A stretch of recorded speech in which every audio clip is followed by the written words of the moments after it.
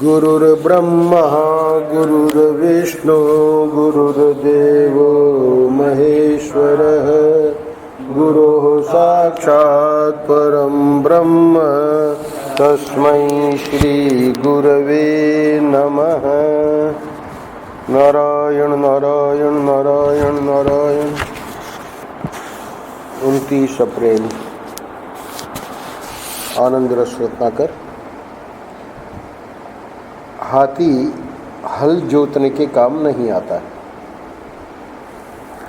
कहावत है कि जो बड़े व्यक्ति हैं तो वो बड़े काम के लिए होते हैं, है ना। उनसे कोई छोटा छोटा काम कराएं तो उसी के लिए कहावत है कि हाथी हल जोतने के काम नहीं आता।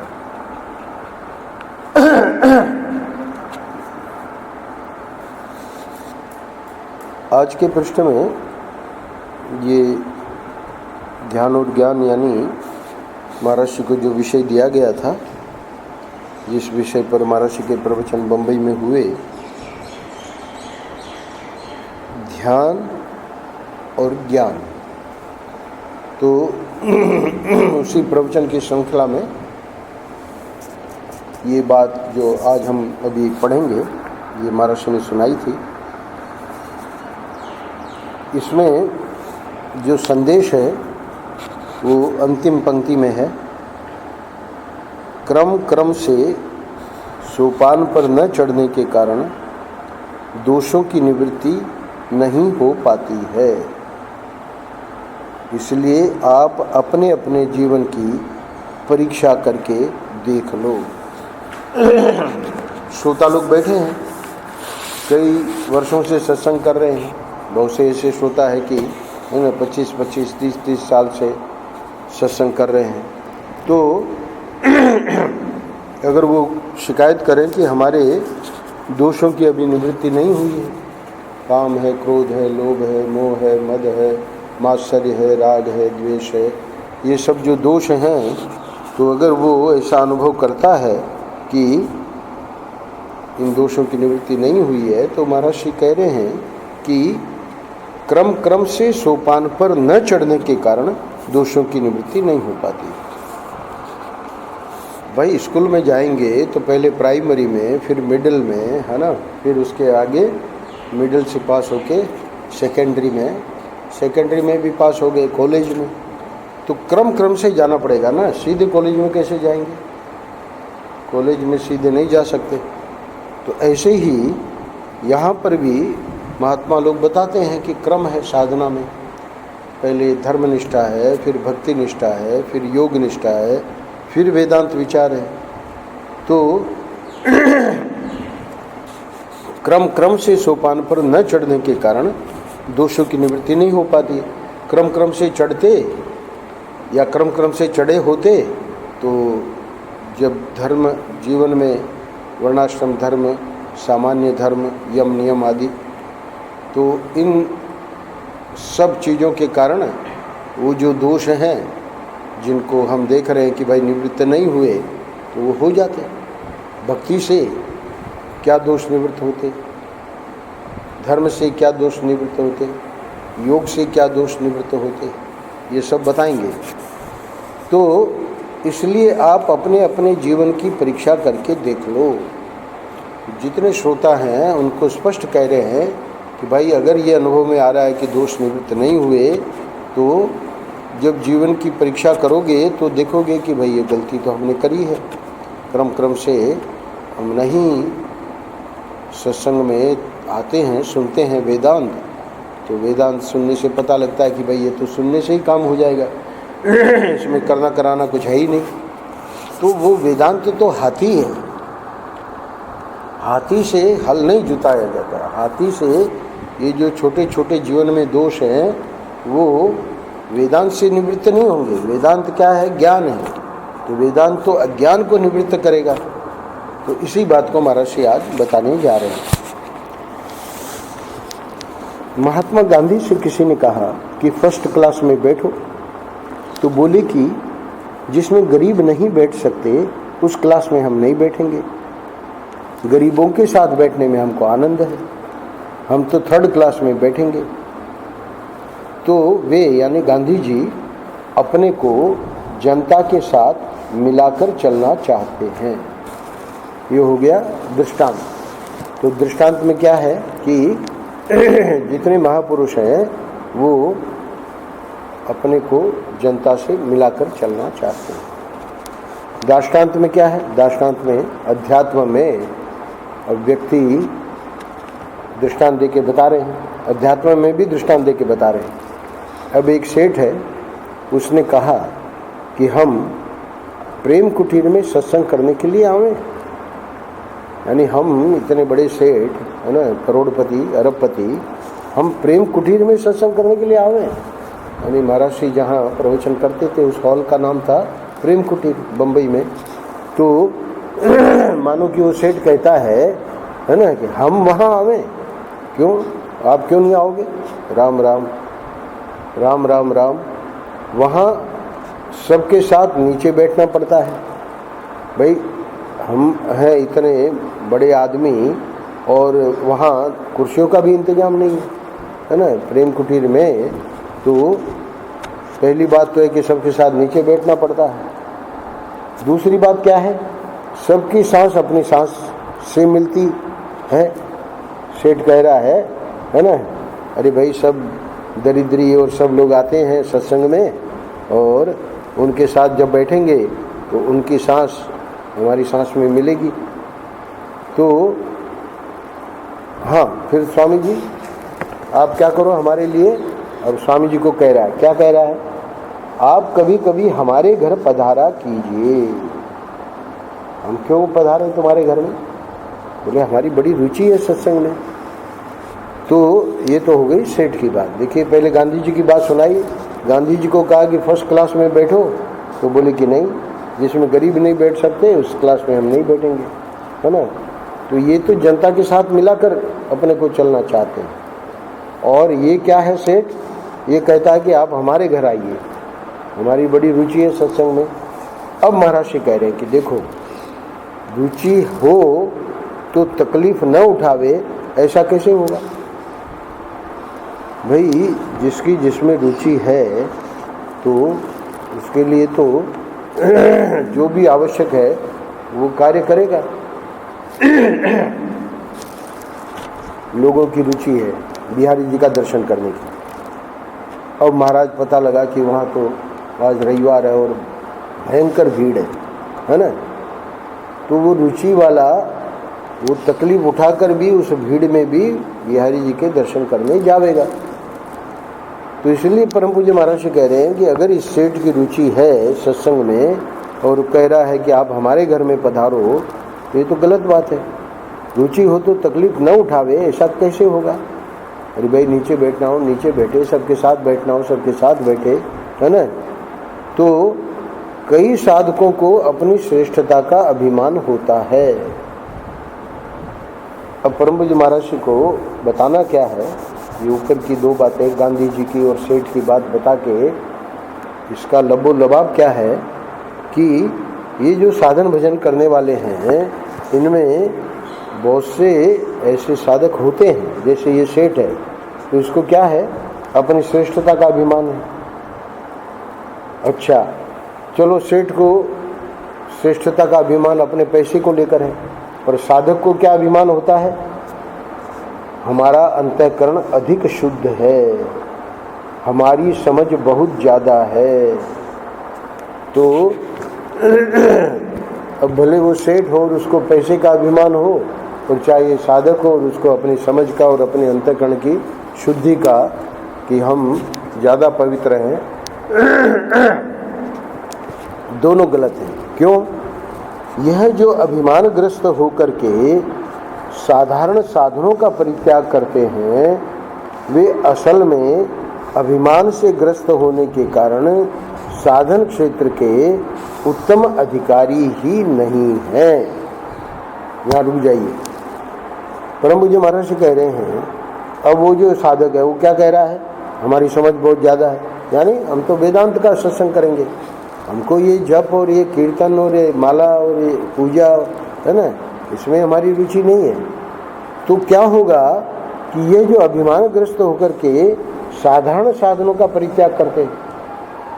अरे गुरु ने तो उसको बताया कि तू जप किया कर। अरे कहता है कि अरे हमारी समझ इतनी बढ़िया है, हमको जप करने की क्या जरूरत है। तो जो गुरु ने बताया उस साधन का परित्याग कर दिया, है ना, और जाके वेदांत के उसमें बैठता है। तो असल में अभिमान से ग्रस्त होने के कारण साधन क्षेत्र के उत्तम अधिकारी ही नहीं है। तो अभिमान से जो भी ग्रस्त होगा वो कितना ही कहे कि हमारी समझ बहुत अच्छी है, बहुत ज़्यादा है, अंतःकरण हमारा शुद्ध है, पर ये सब बकवास है। क्यों? क्योंकि अभिमान तो बनेगा ही नहीं। जो साधना कर रहा है उसमें अभिमान कैसे बनेगा? विद्या ददाति विनियम, विनियम दाति पात्रता, पात्रताम धनमाप्नोति, धनो धर्मो स्थितो जय। विद्या से तो विनम्रता आती है। तो वो कह रहा है कि है ना, हमारी समझ ज़्यादा है, तो ये तो उत्तम अधिकारी है ही नहीं। यानी उसको तो जो सामान्य साधनों से साधन क्षेत्र के उत्तम अधिकारी ही नहीं है, और इसका फल ये होता है। अब ये महाराज जी को जो मुख्य बात बतानी है आज के पृष्ठ में, वो क्या बतानी है? हाथी हल जोतने के काम नहीं आता है। अब क्या है, वो जा रहे हैं वेदांत की क्लास में और उनका अधिकार क्या है? अभी जप करने का है। तो छोटे साधनों से जिन दोषों को दूर किया जाता है, महाराज जी खुद दृष्टांत देके बता रहे हैं। छोटे साधन क्या है? ये भाई राम राम का जप किया करें। तो वो जो छोटा साधन है राम राम का जप करना, वो तो कोई भी अनपढ़ भी कर सकता है ना। तो अब वो जो छोटा साधन है वो क्या करता? देखो, जैसे राम राम कहने से गाली देना बंद होगा। जितने समय वो राम राम का जप करेगा, है ना, झगड़ा वगैरह नहीं करेगा। और दूसरा, आप साधारण रूप से ये समझ लो कि आपकी जिह्वा किसी की निंदा करना नहीं चाहेगी। अरे भाई, जब राम राम का हम जप करेंगे तो पवित्रता आवेगी। तो वो पवित्रता जब आवेगी तो पहले जो हम निंदा करते रहे, राग द्वेष की निंदा स्तुति की चर्चा करते रहे, अब उसमें हमारी रुचि नहीं है, क्योंकि हमारा जप छूट जाएगा। तो इसलिए वो जो छोटा साधन है उसने क्या काम किया? हम झगड़ा गाली वगैरह देते थे, वो भी बंद हो गया, क्योंकि अब वो हमेशा राम राम राम राम, हाथ में माला झोली है और राम राम राम राम या जो भी उसका मंत्र है वो जपा करता है। उससे दूसरी बात क्या हुई? दूसरी बात ये हुई कि जिह्वा से किसी की निंदा नहीं होगी। तो छोटे साधन ने कितना बड़ा चमत्कार कर दिया, है ना। अब निंदा स्तुति हो रही है क्योंकि वेदांत की क्लास में बैठते हैं, और छोटे साधन को जो गुरुजी ने कहा कि जब किया करो उसकी उपेक्षा कर दी। तो अब क्या है, जहाँ झगड़ा हुआ वहाँ कूद पड़े, है ना। तो छोटे साधन से जो दोष निवृत्त होते वो दोष निवृत्त नहीं हुए। अच्छा, एक और बात है, क्या? भगवान से प्रेम करने पर किसी स्त्री से पुरुष से आपका प्रेम नहीं होगा। भगवान से प्रेम यानी भक्ति। तो पहले तो नाम जप, उसको उसने छोटा समझ के किया ही नहीं, तो उसका गाली देना भी बंद नहीं हुआ, निंदा करना भी बंद नहीं हुआ। दूसरा भक्ति, अरे भक्ति तो है ना, ये हमारा अधिकार तो जो है वेदांत में है। भक्ति जो है वो तो जो मंद मध्यम अधिकारी हैं वो करते हैं भक्ति, है ना, हम उत्तम अधिकारी हैं। तो अब हुआ क्या? देखिए, भगवान से प्रेम करने पर किसी स्त्री से पुरुष से आपका प्रेम नहीं होगा। अब जब भक्ति करी नहीं तो वो जो संसार का प्रेम बना हुआ है स्त्री से, पुरुष से, बच्चों से, है ना, परिवार वाले व्यक्ति के लिए, तो अगर वो सीधे वेदांत की कक्षा में बैठ रहा है तो ये जो भक्ति चमत्कार कर देती, क्या चमत्कार करती कि हमारा जो राग है, हमारी जो आसक्ति है, हमारा जो मोह है ना, तो वो भगवान के प्रेम से धीरे धीरे कटता। तो जैसे जैसे हमारी भक्ति बढ़ती वैसे वैसे संसार का मोह, राग, आसक्ति ये कटती। तो ये छोटे छोटे, यानी महर्षि कहना क्या चाह रहे हैं तो छोटे छोटे साधनों के करने से अपने जीवन में जिन दोषों की, दुर्गुणों की निवृत्ति होती है, उन श्रेष्ठ साधनों के अभिमानियों से वे दोष नहीं जाते हैं। ध्यान से सुनना। अब महर्षि ने जप की बात भी बता दी, महर्षि ने भक्ति की बात भी बता दी, और ये भी बता दिया कि उससे क्या क्या दोष निवृत्त हो जाते। पर कल्पना करो कि ये व्यक्ति जो कि श्रेष्ठ साधन क्या है? वेदांत का श्रवण मनन निध्यासन। तो श्रेष्ठ साधन का जो अभिमानी है, तो उस अभिमानी का जीवन जब हम देखेंगे तो हम देखेंगे कि वो निंदा भी करता है।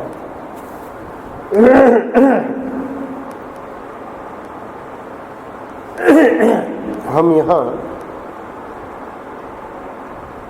इंग्लैंड से लौटने के बाद 2 साल तो बेंगलोर में रहे। उसके बाद कुछ ऐसी भगवत प्रेरणा हुई कि सदगुरु को ढूंढा जाए। तो चिन्मयानंद जी तो वैसे मार्गदर्शन कर ही रहे थे, पर हम वृंदावन आ गए। चिन्मयानंद जी को लिख दिया हमने, 2 साल वहाँ काम किए हॉस्पिटल में। फिर मन में आया कि अब साधन भजन करेंगे, तो वृंदावन में सफ़ेद वस्त्रों में महर्षि के आश्रम में महर्षि की अनुमति मिल गई।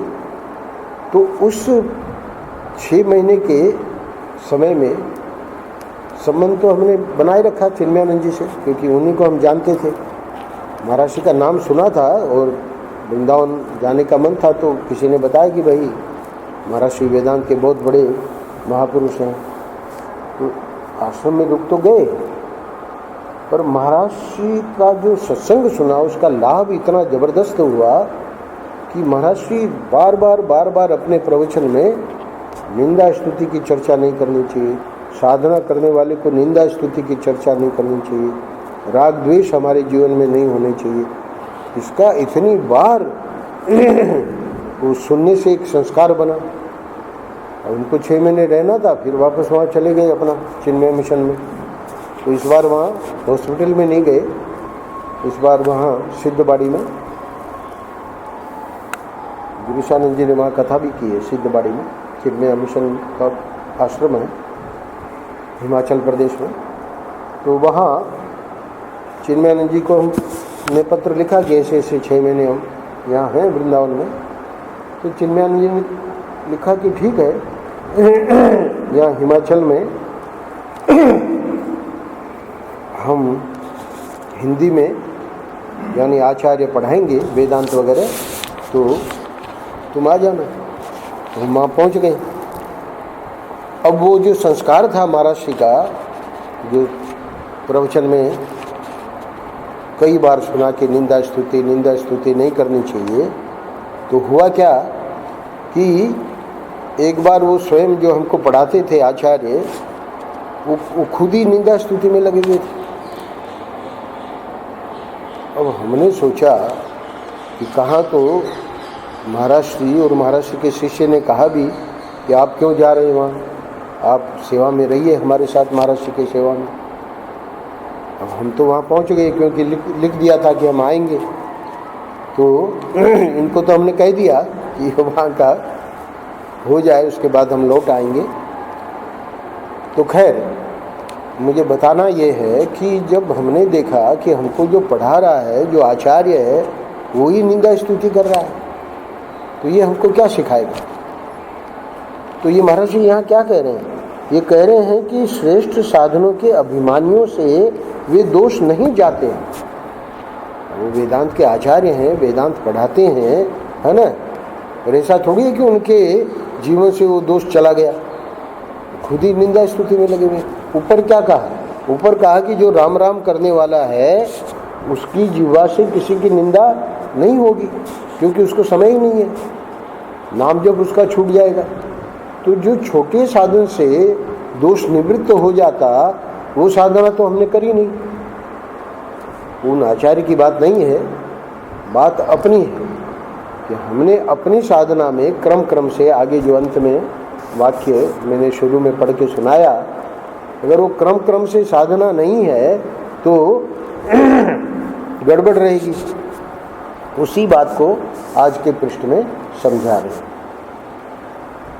तो खैर उससे हुआ क्या, हमारे मन में यही हुआ कि चलो वापस महाराज के पास। तो 9 महीने, वो तो 2.5 साल का कोर्स था, बीच में ही छोड़ के हम आ गए।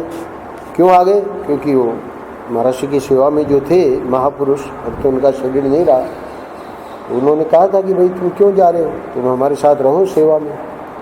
तो फिर हमने लौट के संन्यास लेकर महाराज की सेवा में लग गए। तो कहने का मतलब ये है कि वो उस आचार्य की बात नहीं है। अगर हमारे भी जीवन में सीधे हम अगर उत्तम अधिकारी अपने को मान के वेदांत का ही श्रवण करेंगे तो उससे क्या होगा कि श्रेष्ठ साधनों के अभिमानियों से वे दोष नहीं जाते। कौन से दोष? निंदा स्तुति करना, है ना, गाली गलौज, झगड़ा करना, है ना, और संसार से प्रेम। संसार के प्रेम का मतलब जो बताया ना कि अगर भक्ति होती तो भक्ति भगवान से प्रेम होता तो संसार से प्रेम अपने आप शिथिल हो जाता। तो ये सब जो है, भले कोई व्यक्ति सोच रहा है कि ये छोटे साधन है, पर वो करना ही पड़ेगा, तभी वो दोष जाएंगे, नहीं तो वो दोष बने रहेंगे और अपना वेदांत की बात झाड़ रहे हैं। और वेदांत की बात कितनी झाड़ो, उससे कोई फर्क नहीं पड़ना है। क्योंकि लोग तो जीवन देखते हैं ना कि भाई ये जीवन में, इसीलिए हमारे शर्मा जी कहते हैं एक महात्मा के बारे में कि वो मंच पे मोबाइल का निंदा करता है और मंच से उतर के और सीधे मोबाइल को गले लगाता है। तो ये दोष जाएंगे कैसे? जब हम छोटे साधनों पर भी, अब देखिए, वे जब ध्यान करेंगे तो कहेंगे कि हम ब्रह्म हैं, हम दृष्टा हैं, तटस्थ हैं, कूटस्थ हैं, शांत हैं, है ना। कौन? ये जो श्रेष्ठ साधनों का अभिमानी है, अब उसका वर्णन कर रहे हैं। श्रेष्ठ साधन वाला अभिमानी क्या करेगा? ध्यान कर रहा है। कोई पूछेगा भाई आप ध्यान कर रहे हो, ध्यान में आप क्या करते हो? अरे तेरे को पता नहीं है? ध्यान में यही भाव करते हैं कि मैं तो ब्रह्म हूँ, मैं दृष्टा हूँ, तटस्थ हूँ, कूटस्थ हूँ। तो ये तो ठीक है, चलो ध्यान में उसने इतना किया, पर प्रश्न ये है कि व्यवहार में वो क्या कर रहा है। अभी जैसे मैंने बताया, मंच पर तो निंदा हो रही है मोबाइल की, पर व्यवहार में उस महात्मा का क्या हो रहा है? तो व्यवहार में जाएंगे तब थोड़ी थोड़ी बात के लिए राग करेंगे, द्वेष करेंगे, मोह करेंगे। तो इसका क्या अर्थ हुआ कि उनके अंदर के जो छोटे छोटे दोष हैं वे निवृत्त नहीं होंगे। प्रश्न है कि ये क्यों निवृत्त नहीं होंगे? हो जानी चाहिए। अरे भाई, वेदांत इतनी बड़ी चीज़ है, जब वो ध्यान कर रहा है कि मैं ब्रह्म हूँ तो छोटे दोष भी निवृत्त हो जाने चाहिए। अब ये आज के पृष्ठ का शीर्षक है, वो समझ में आ जाएगा। क्या कह रहे हैं? वे क्यों निवृत्त नहीं होंगे, इस प्रश्न को उठा के महाराज श्री इसका जवाब दे रहे हैं। ध्यान से सुनना। क्योंकि उन्होंने कुछ साधनों को छोटा समझकर उनका अनादर कर दिया है। गुरु ने कहा आश्रम की सेवा किया करो, झाड़ू पोछा लगा दिया करो मंदिर में। अरे हम जानते नहीं हो हम कौन है, अब उसका अनादर कर दिया, है ना। जो साधन उस व्यक्ति को पवित्र करता, उसका अंतःकरण शुद्ध कर देता, उसको और आगे बढ़ा देता, उसका अनादर कर दिया। तो छोटा साधन कि झाड़ू पोछा और हम करें। 2002 में, अभी 2019 है, 17 साल पहले की बात सुना रहा हूँ। 2002 में, हालांकि उसके पहले हम आश्रम में ही रहे। 1987 में महाराज का, हमारे गुरु महाराज का शरीर पूरा हुआ, तो उसके बाद 14 साल जो यहाँ अभी जो महंत है उनके पूर्व जो अंदर चित्र है महाराज के कक्ष में, ओंकारानंद जी, तो उनके साथ हम लगे रहे। और महाराज का शरीर था तो महाराज की सेवा में रहे 6 साल।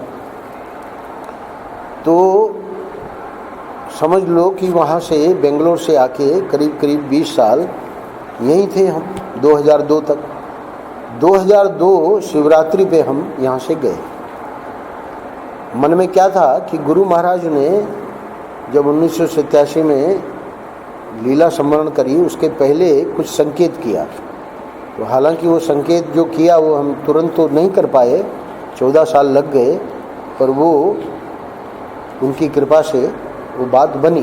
क्या बनी कि इसके लिए वेदांत में जो है वो एकांत में इसका जो अध्ययन है, श्रवण है, मनन है, निध्यासन है, तो अब आश्रम के काम में, आश्रम की सेवा में तो समय मिलता नहीं था। तो गुरु महाराज तो उसी समय बता गए थे कि वेदांत की साधना कैसे करनी पड़ती है।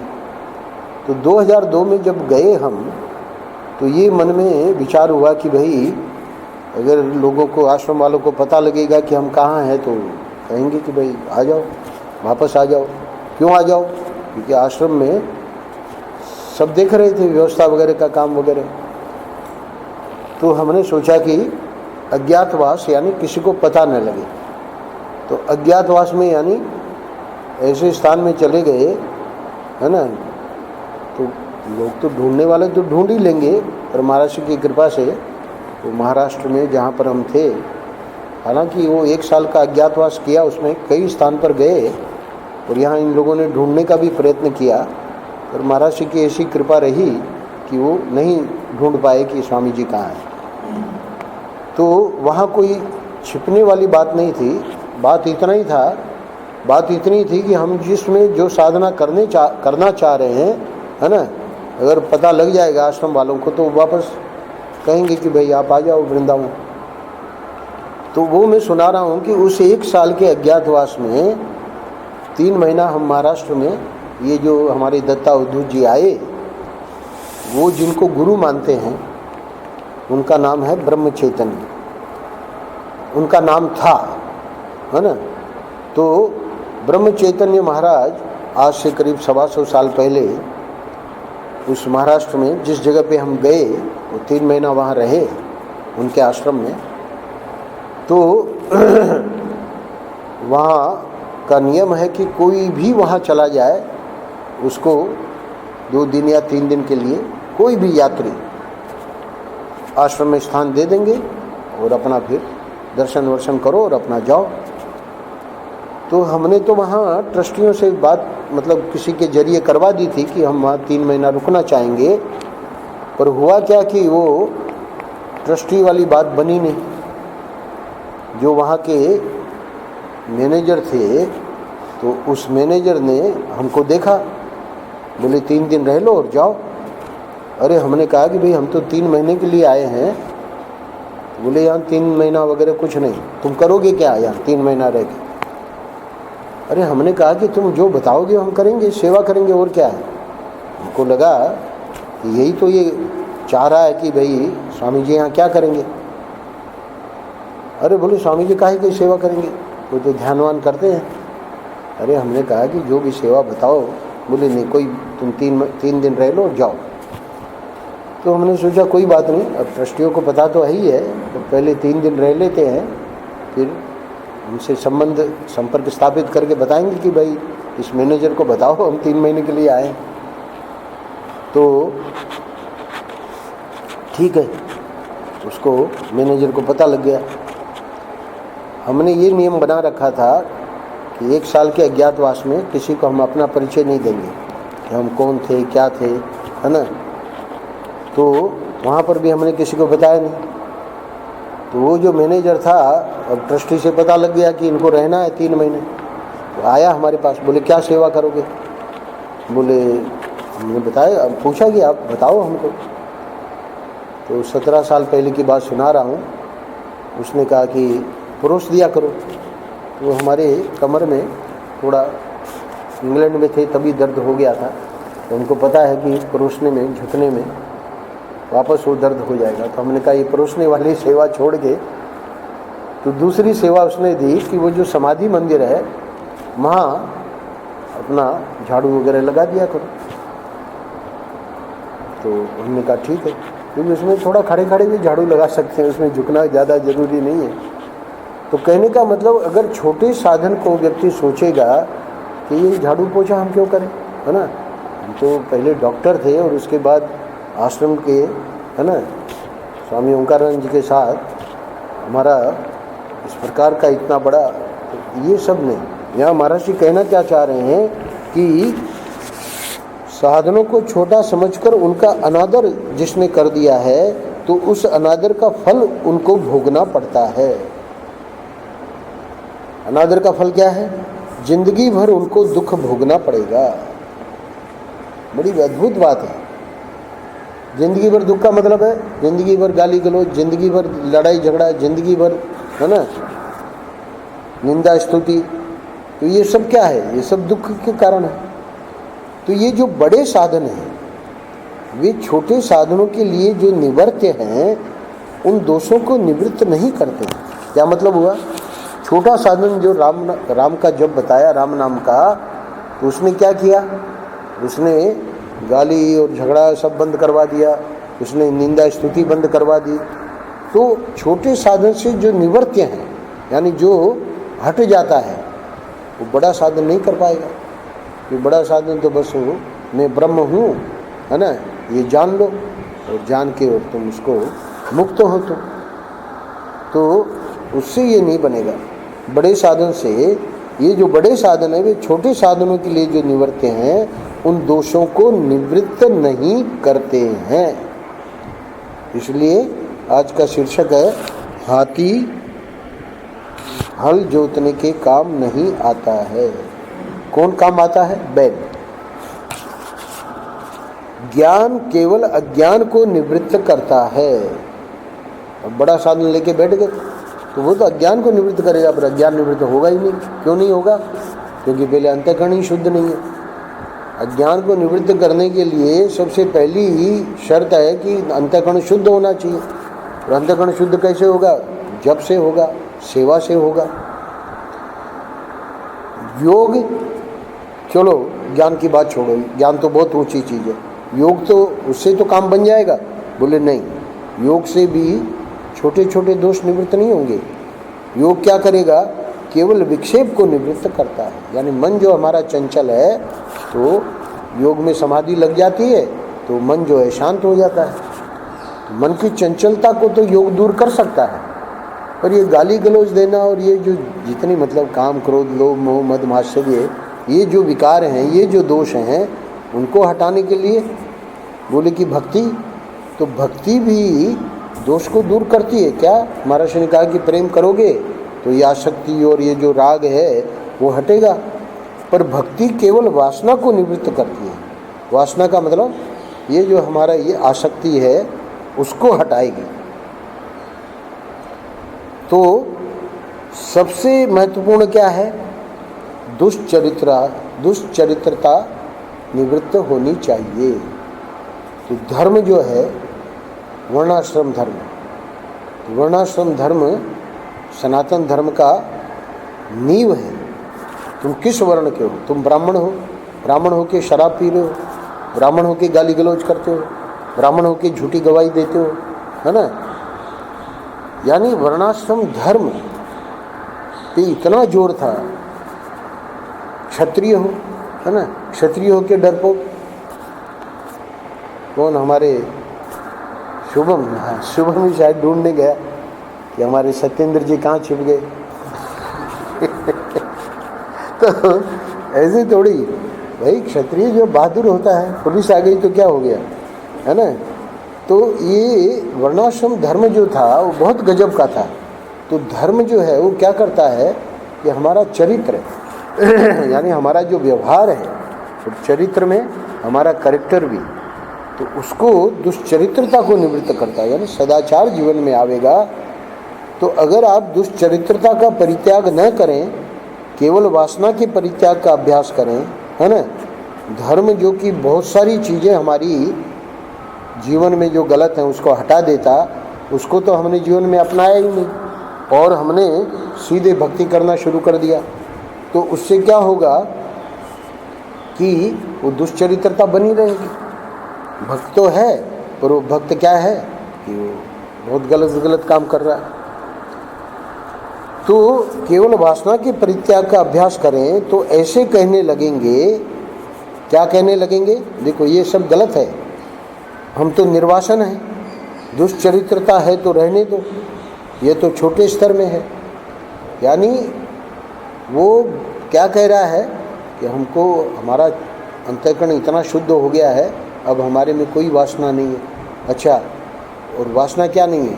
लोग देख रहे हैं सब उसका जो गलत व्यवहार है चरित्र का, तो कह रहा है दुष्चरित्रता वो छोटे स्तर पर है ना, हम तो अब बहुत ऊंचे स्तर पे आ गए, तो हम तो निर्वासन है, दुष्चरित्रता है तो रहने दो, ये तो छोटे स्तर में। यानी महर्षि कहना ये चाह रहे हैं कि इसका जीवन गड़बड़ाया हुआ है, इसके समाज में इसकी कोई प्रशंसा नहीं करेगा। तो आज के पृष्ठ में महर्षि को इतना ही समझाना है कि इस तरह से होता यह है कि क्रम क्रम से सोपान पर न चढ़ने के कारण दोषों की निवृत्ति नहीं हो पाती है। इसलिए आप अपने अपने जीवन की परीक्षा करके देख लो। नारायण नारायण नारायण नारायण। श्री राम जय जय राम, श्री राम जय जय राम, श्री राम जय जय राम, श्री राम जय राम।